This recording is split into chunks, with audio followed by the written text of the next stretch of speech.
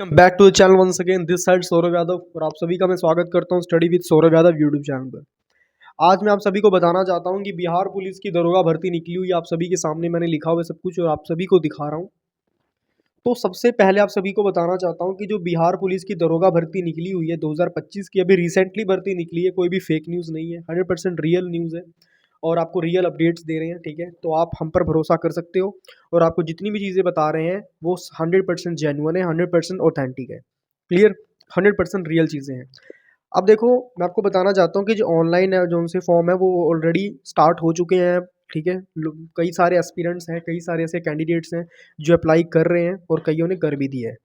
ठीक है, तो देखो सीधी सी बात है, सबसे पहले डिस्कस करते हैं कि ये जो बिहार पुलिस दरोगा बोलते किसको है। तो दरोगा बोलते हैं सब इंस्पेक्टर को। ठीक है, इंस्पेक्टर से छोटी पोस्ट होती है उसे बोलते हैं सब इंस्पेक्टर। क्लियर होगी बात सभी को। जैसे फॉर एग्जांपल स्कूल में होता था प्रिंसिपल वाइस प्रिंसिपल, है ना। तो जो प्रिंसिपल से छोटा होता था वो कौन सा होता है, वाइस प्रिंसिपल होता है। उसी तरह इंस्पेक्टर से छोटा कौन सा होता है, वो होता है सब इंस्पेक्टर। क्लियर होगी बात सभी को। अब आपको एक बात और बताना चाहता हूँ, ऑल इंडिया की वैकेंसी है। ऐसा नहीं है कि अगर बिहार में भर्ती निकली है तो सिर्फ बिहार के ही बच्चे अप्लाई कर सकते हैं, बिहार के ही लोग, बिहार के ही जो यूथ हैं वही अप्लाई कर सकते हैं। ऐसा कुछ भी नहीं है, आप लोग भी अप्लाई कर सकते हो। अगर आप लोगों का इरादा है सरकारी नौकरी में एक सब इंस्पेक्टर की पोस्ट हासिल करना तो आप लोग भी अप्लाई कर सकते हो फॉर्म। ऐसा कोई दिक्कत परेशानी नहीं है। क्लियर होगी बात सभी को। तो चलिए आगे डिस्कस करते हैं। अब देखो यहाँ पर एज के बारे में भी हम बात करेंगे कि कितनी एज होनी चाहिए। ठीक है, उसके बाद सैलरी के बारे में बात करेंगे, भाई सैलरी क्या होगी। देखो सीधी सी बात है, अगर कोई भी गवर्नमेंट जॉब करते हो सबसे मेन फैक्टर जो होता है उसका सैलरी का होता है। अब आपको एक बात और बताता हूँ, चाहे पुलिस की ले लो चाहे रेलवे की ले लो, सैलरी दोनों में ही बहुत अच्छी मिलती है। और कोई भी आप गवर्नमेंट जॉब करते हो, सबसे पहली बात है वहाँ की जो सैलरी देखनी होती है काफ़ी अच्छी लेवल की सैलरी होती है। ठीक है, अब बात करें सब इंस्पेक्टर की सैलरी, सब इंस्पेक्टर की सैलरी भी काफ़ी अच्छी है। खैर सैलरी मैं भी वीडियो के बीच में रिवील कर दूंगा, सैलरी भी टेंशन बिल्कुल भी मत लो, ये एक कंप्लीट वीडियो है जो आप सभी को मैं देने वाला हूँ। क्लियर होगी बात। तो घबराना बिल्कुल भी नहीं है, कुछ जितने भी आपके मन में सवाल होंगे, जितने भी डाउट्स होंगे वो सारे के सारे हम सॉल्व कर देंगे। ठीक है, और बात करेंगे और कौन कौन सी डिटेल्स चाहिए वो सारी चीज़ें हम इसी वीडियो में डिस्कस कर लेंगे। ठीक है, अब यहाँ पे देखो, यहाँ पर मैंने चीज़ लिखी हुई है, यहाँ पे मैंने लिखा है all India candidates can apply. ठीक है, मतलब कि सभी इंडिया के कैंडिडेट्स, मतलब ऑल ओवर इंडिया में, चाहे पंजाब से लेके कन्याकुमारी तक हो, जम्मू कश्मीर के लोग भी, मतलब पूरे इंडिया के कई भी लोग इसे अप्लाई कर सकते हैं। क्लियर होगी बात। अब बात करते हैं कि अप्लाई डेट कब से शुरू हुई है। तो आज है 1 मार्च और 27 फरवरी से 27 मार्च तक यानी कि आप अप्लाई कर सकते हो। अभी मतलब फॉर्म निकले ज़्यादा टाइम नहीं हुआ है, आप लोगों के पास एक बढ़िया बेहतर चांस है। आप लोग बढ़िया मतलब ईजिली आप अप्लाई कर सकते हो और आपको आपका मन चाहा, अभी रिसेंटली बता रहा हूँ आपको क्योंकि अभी फॉर्म बस स्टार्ट हुए हैं, सिर्फ फॉर्म को रिलीजिंग को सिर्फ 2 दिन ही हुए हैं। तो मतलब आपको आपका मन चाहा वो एग्ज़ामिनेशन सेंटर भी मिल सकता है, ज़्यादा आपको दूर जाना नहीं पड़ेगा।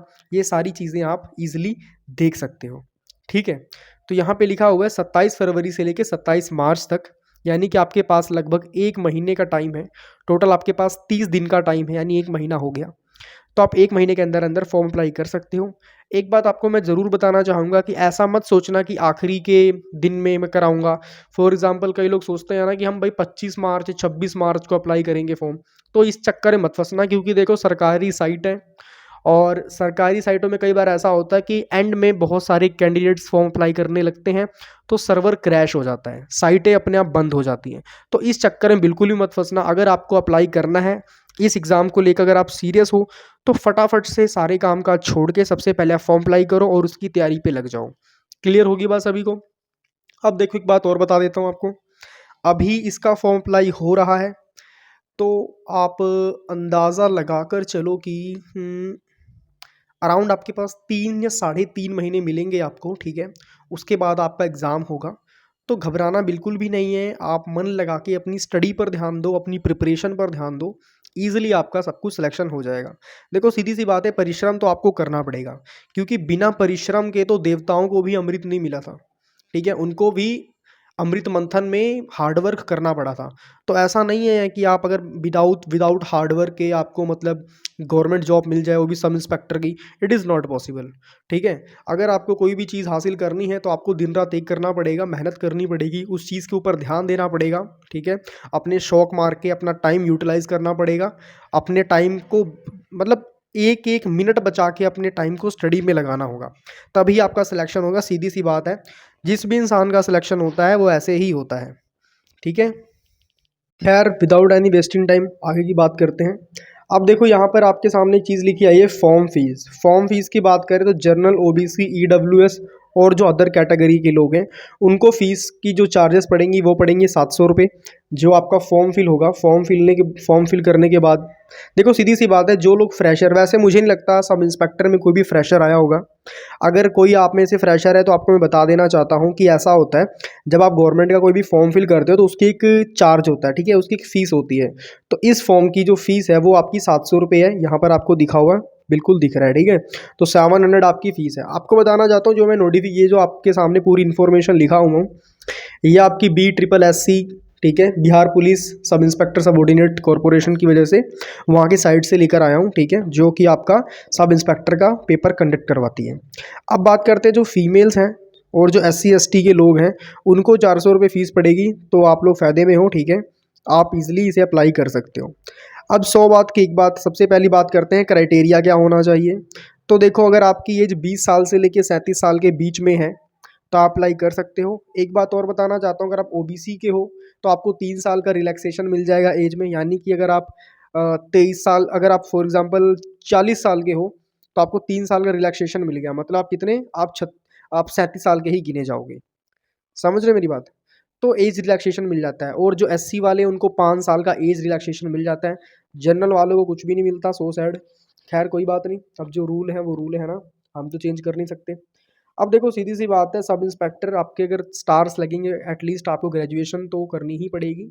अगर आप ग्रेजुएट हो, किसी भी स्ट्रीम से आप ग्रेजुएट हो, चाहे आपने BA करी हो, BCom करी हो, B फार्मेसी करी हो या BBA करी हो, या कुछ भी करा हो, BSc नर्सिंग, BSc ऑनर्स, कुछ भी करा हो किसी भी स्ट्रीम से, बस आपको ग्रेजुएशन करनी है। अगर आपने ग्रेजुएशन करी है तो आप इसे अप्लाई कर सकते हो।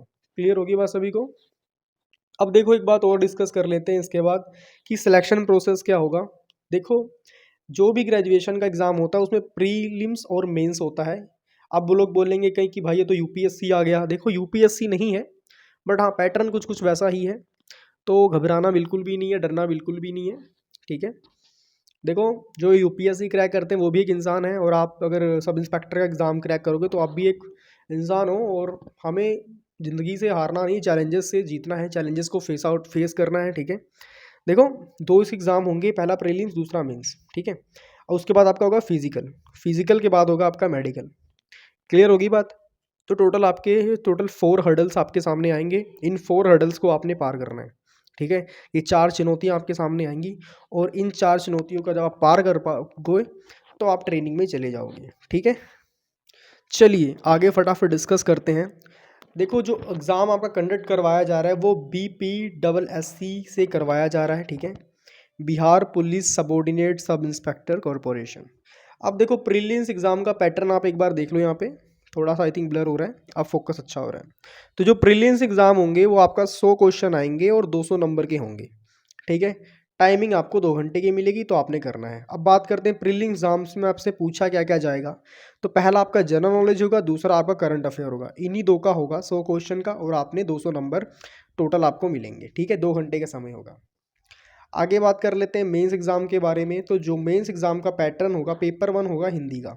आपकी हिंदी में, हिंदी साहित्य में आपकी अच्छी पकड़ होनी चाहिए। ठीक है, आपको लेख लिखने आनी चाहिए। ठीक है, आपको मतलब अच्छे से, मतलब लैंग्वेज में बहुत अच्छी पकड़ होनी चाहिए। पर्यायवाची हो गया, विलोम शब्द हो गए, लिंग बदलो, वचन बदलो, ये छोटी छोटी चीज़ें होती हैं पर्यायवाची शब्द, ये चीज़ें आपको पता होनी चाहिए। फॉर एग्जाम्पल, सूरज को पर्यायवाची में क्या बोलते हैं, दिनकर बोलते हैं, भानु बोलते हैं। ठीक है, तो ये सारी चीज़ें आपको पता होनी चाहिए। अब बात करते हैं पेपर। अब देखो, तो जो मेंस है, मेंस में टोटल 2 पेपर होंगे। पेपर 1 में आपको हिंदी होगा, हिंदी भी आपको 100 नंबर का होगा, 200 क्वेश्चन होंगे, और आपको टाइम 2 घंटे का मिलेगा। ठीक है, आगे डिस्कस कर लेते हैं। जो आपका पेपर 2 होगा वो भी 100 क्वेश्चन होंगे, 200 नंबर के होंगे, टाइम आपको 2 घंटे का दिया जाएगा। अब पेपर 2 में देखो कौन कौन से सब्जेक्ट आपके पास आएंगे। जीके आएगा, साइंस आएगा, पॉलिटिकल साइंस आएगा, हिस्ट्री आएगा, जियोग्राफी आएगा। जियोग्राफी को बोलते हैं भूगोल और हिस्ट्री को बोलते हैं इतिहास। ठीक है, जो हिंदी मीडियम के स्टूडेंट्स हैं उनको मैं क्लियर कर देना चाहता हूँ। मैथ्स आएगा और उसके बाद रीजनिंग आएगा। अब बात करते हैं रीजनिंग में ज़्यादातर क्या पूछा जाता है। तो रीजनिंग में आपसे ज़्यादा क्वेश्चन पूछे जाते हैं ब्लड रिलेशन से। फॉर एग्जाम्पल ए बी का पापा है, बी सी की चाची है, सी डी का भाई है, तो सी डी का ए से क्या ताल्लुक है। ऐसे क्वेश्चन पूछे जाते हैं, ठीक है ना, ब्लड रिलेशन से। मैं यहाँ पे लिख नहीं रहा हूँ, मैं आपको सिर्फ नॉर्मल बता रहा हूँ, ठीक है। अब देखो यहाँ पे आपकी सैलरी क्या होने वाली है। सबसे ज़्यादा अगर फैक्टर क्रिएट होता है तो वो सैलरी का होता है। तो देखो आपकी सैलरी 35,400 से शुरू होती है और 1,12,400 तक जाती है। अब 35,400 से आपकी सैलरी स्टार्ट हो रही है, ये सिर्फ इनिशियल इन हैंड सैलरी है। इसमें आपका अलाउंस वगैरह सब कुछ जोड़ जाड़ के टोटल 42 के आसपास पहुँचती है, यानी कि 42,000 कुछ रुपये आपको स्टार्टिंग में मिलते हैं। क्लियर, समझ लगी बात आपको।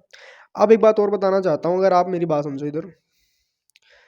अगर आप जीके की तैयारी करना चाहते हो, जनरल नॉलेज की, ठीक है, जो क्वेश्चन पूछे जा रहे हैं, तो मैंने एसएससी जीडी के मोस्ट इंपॉर्टेंट क्वेश्चंस की ना प्लेलिस्ट बनाई हुई है। आप जाके वो प्लेलिस्ट देख लो। प्लेलिस्ट का लिंक मैंने डिस्क्रिप्शन में दिया हुआ है, आप जाके प्लेलिस्ट देख लो, क्योंकि वो क्वेश्चन ना 5-6 बार रिपीटेड है। अलग अलग गवर्नमेंट एग्जाम से 5 से 6 बार कंटिन्यूसली पूछे जा सकते हैं।